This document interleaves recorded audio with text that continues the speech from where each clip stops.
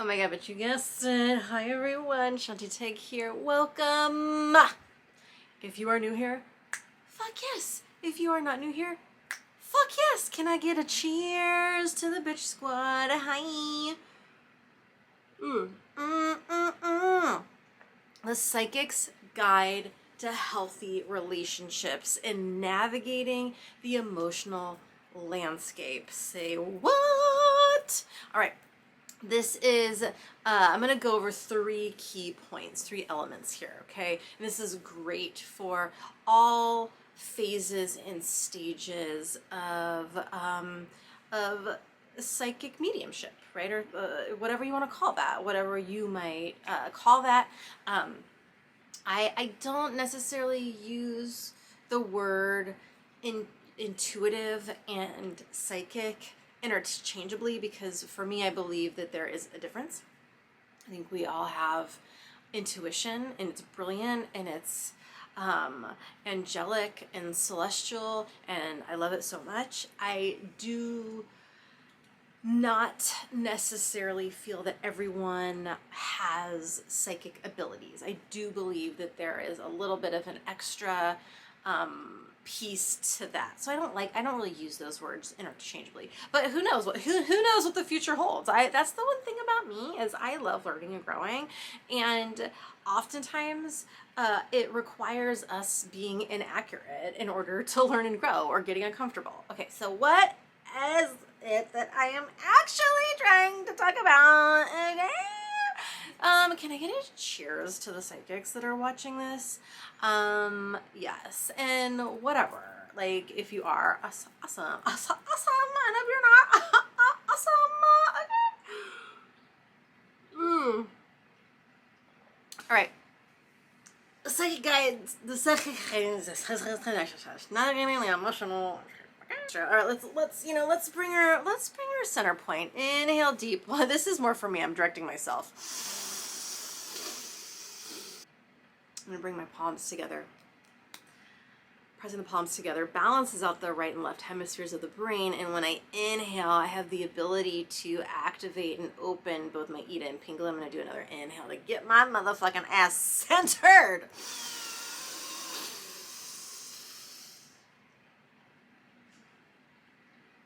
Which brings me to number one.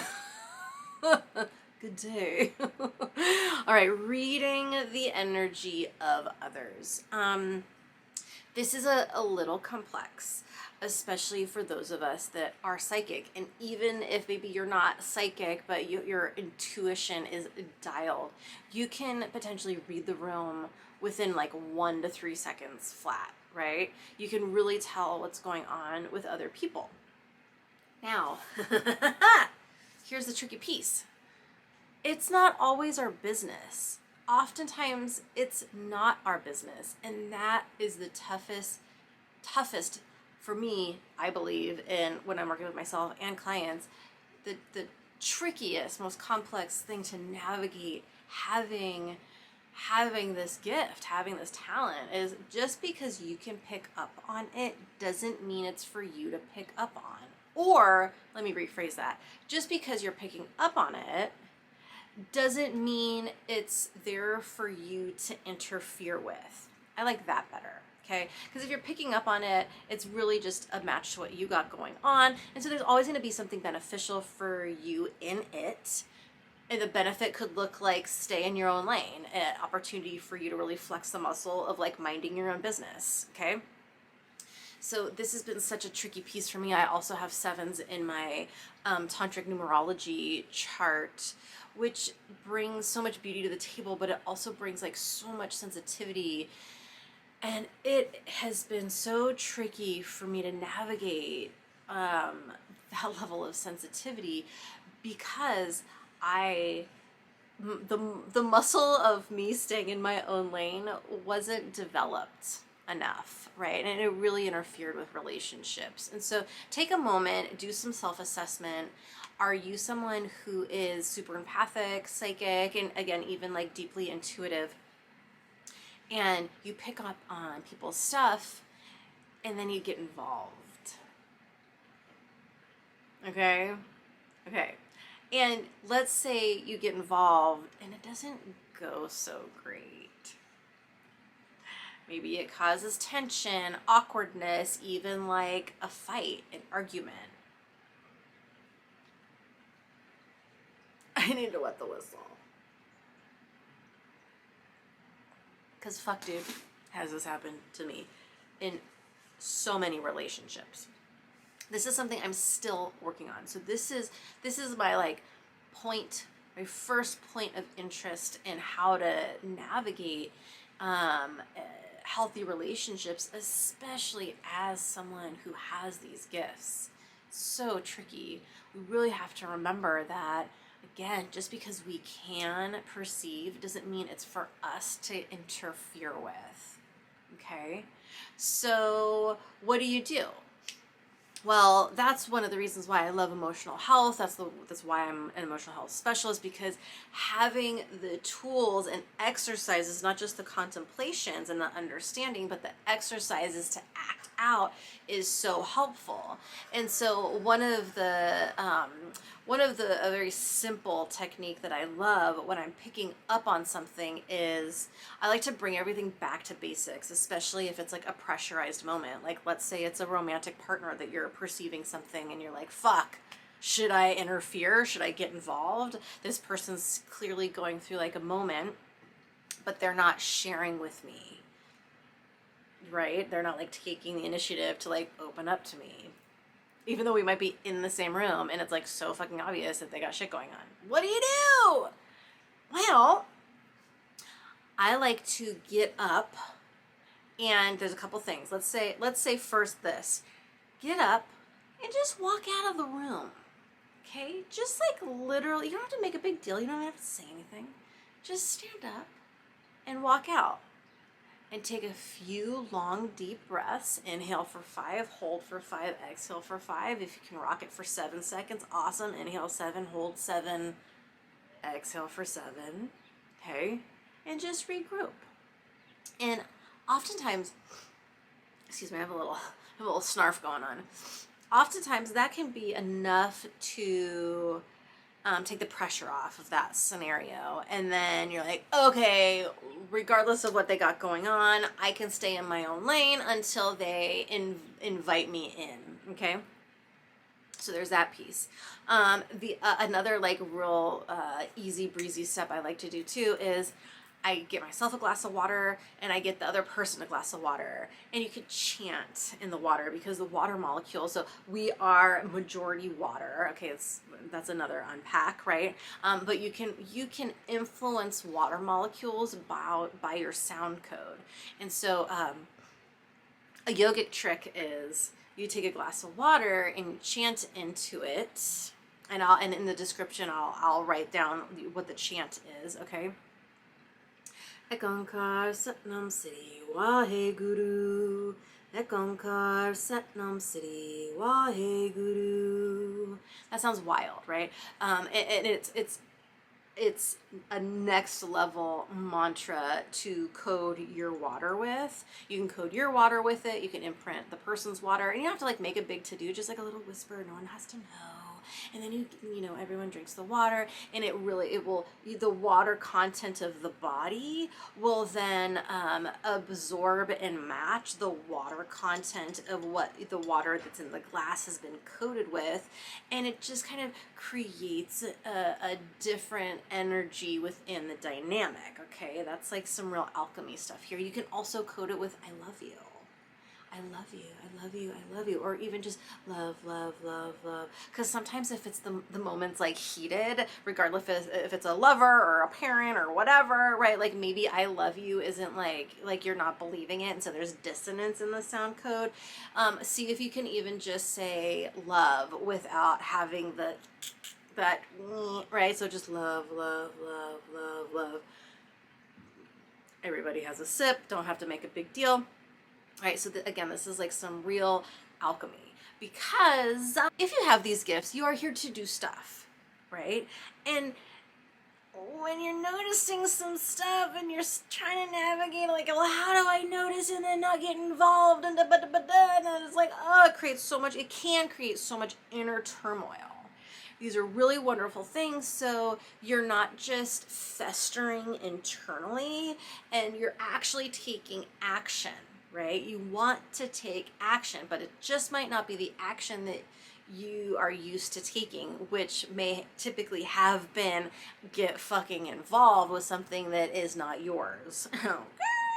Okay, so those are two wonderful steps that address reading the energy in others. Walk out of the room, take deep breaths, take a fucking moment, and then come back in, see what may or may not have shifted, and then go get water if that's available to you where you are. I mean, maybe it's not, maybe it is, and then coat it with mantra or, you know, of your choosing, right? I'll write down the one that I chanted, right? And then, or just love, love, love, love, peace, peace, peace, peace, peace, something like that. And then everyone kind of takes a sip, da, da, da, da. Those are really, really fun and easy for all stages of the game, beginners to advance, right? I love, love, love, and these two things, these two action steps packs a fucking punch. I'm telling you, it seems simple, but it's so impactful. All right, number 2 I want to go over is dealing with psychic vampires. Okay, have we heard of this term? And chances are you might be a psychic vampire. And I am not hating on psychic vampires. I am not. They serve a fucking purpose. I have definitely been a psychic vampire before. So there's no shame in the game.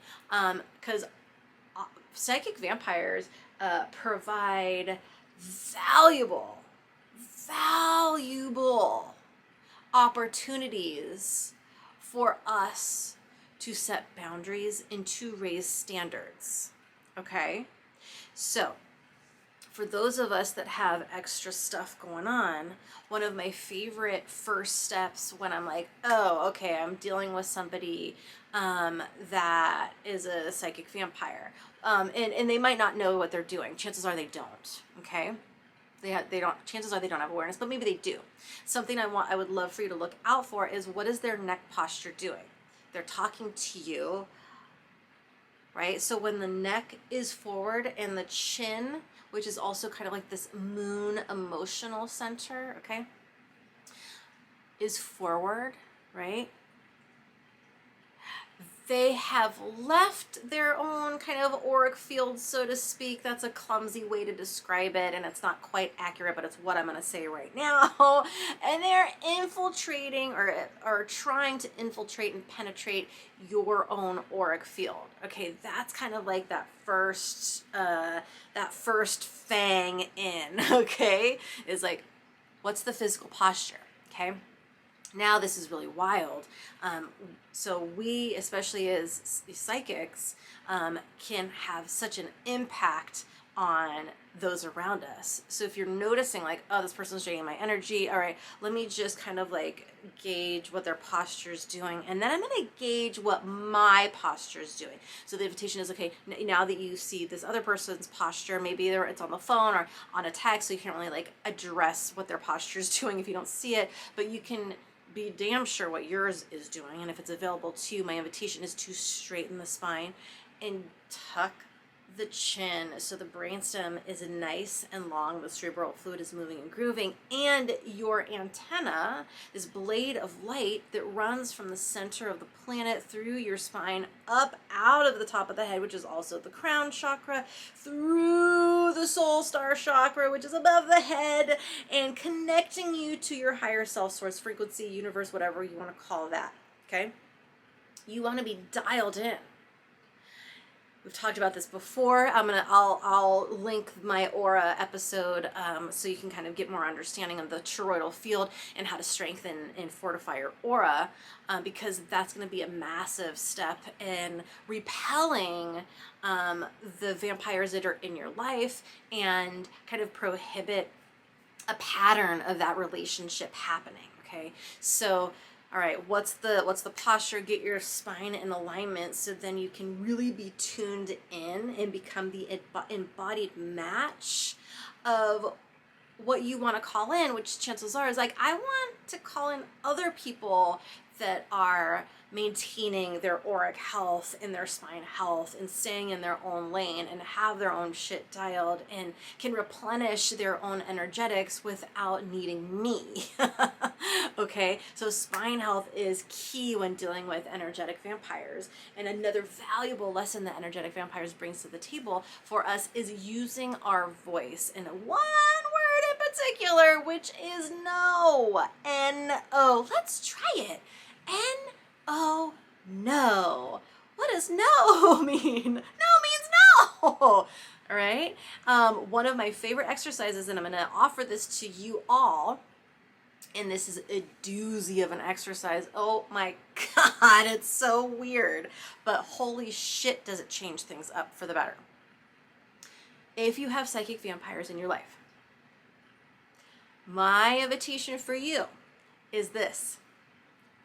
For a day, for an hour, for a week, say no without anything attached to it, and say yes without anything attached to it. No explanation, no backstory, no, preliminary setup, okay? Just yes. When you respond, it's yes or no. That's it. Because that right there is how you create a fucking boundary, okay? That's a version of being enough is enough. You can't just think it. You can't just visualize it. Okay, not with this, not when you're dealing with psychic vampirism, okay? Yes, without anything attached to it. No, without anything attached to it. Hey, can you help me with this? No. Hey, would you like help out to the car with that? Yes.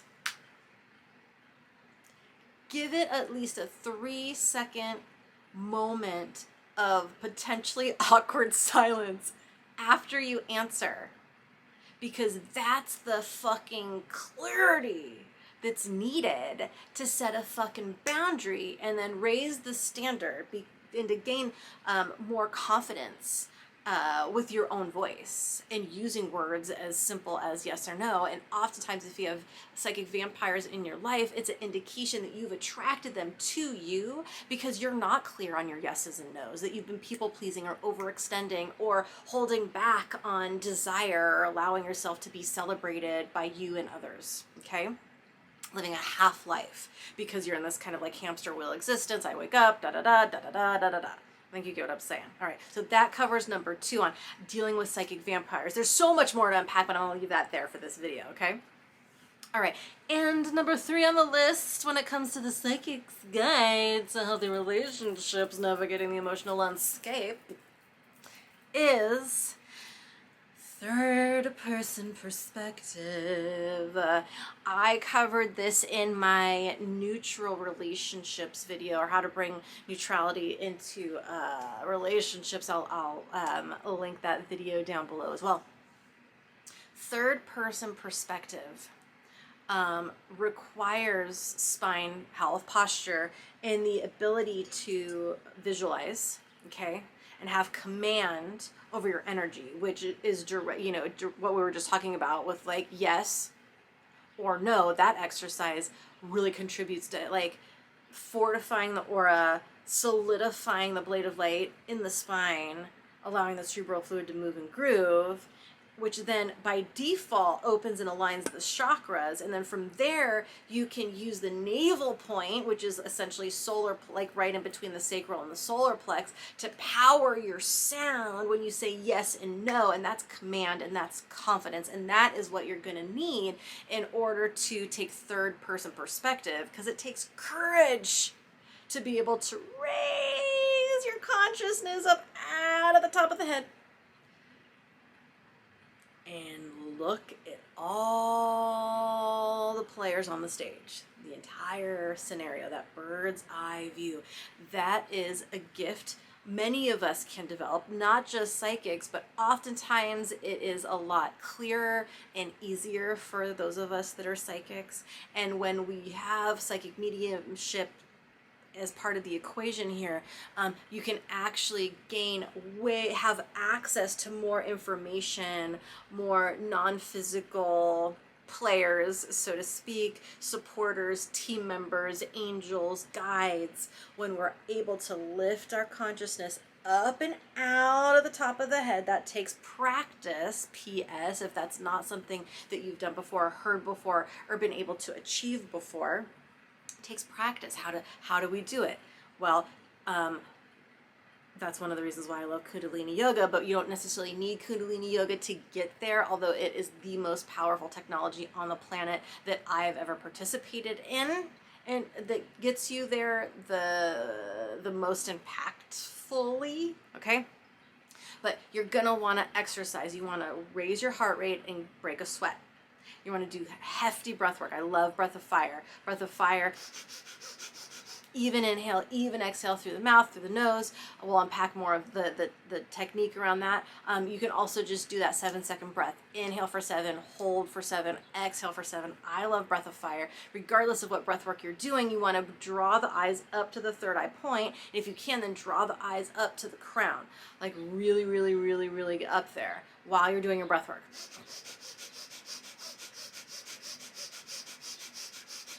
I like to pop a timer on for 3 minutes. Sometimes I go crazy and I go for a lot longer set of minutes doing that, okay? Again, that's a whole other unpack. But then what's happening is I'm activating the pineal pituitary gland, so my glands are dripping. I get that master gland secretion, which is essentially the elixir of life, which kind of lubes up my entire, stream system of the lymphatic, the endocrine, the glandular system, and then that in combination with my intention and my visualization will support my ability to raise my consciousness out of my body and really look at the dynamic and achieve a genuine neutrality, genuine third person perspective, because we need that. In order to navigate any relationship in a way that we can really maximize the benefit in the lessons that are there for us through the contracts that we have signed with these people. Third person perspective is game changer. It's a real pro move. All right, so I would love to hear how this lands with you. If you have any questions, please leave them in the comments. I'm happy to answer as best as I absolutely can. Again, this is the Psychic's Guide to Healthy Relationships and how to navigate the emotional landscape.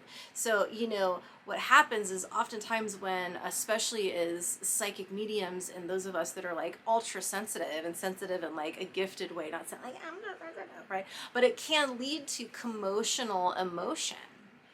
All right, where like I'm observing people and I'm like perceiving all this stuff and I know all this stuff and I see all this stuff and I don't know how to stay in my own fucking lane. So then I get bogged down and my emotional experience becomes very commotional and might look like internal turmoil. I might get sick, I might get depressed or anxious, or I might have temper tantrums or whatever the case is.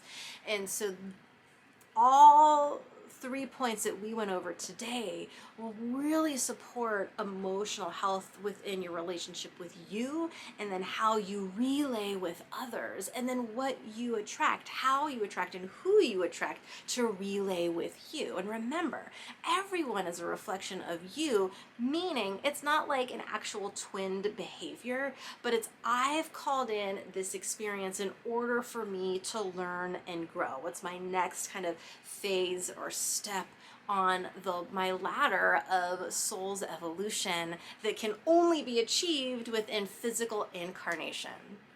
Okay, did we unpack enough? I think we did. That was like a mouthful. That's what she said. Cheers, bitch squad.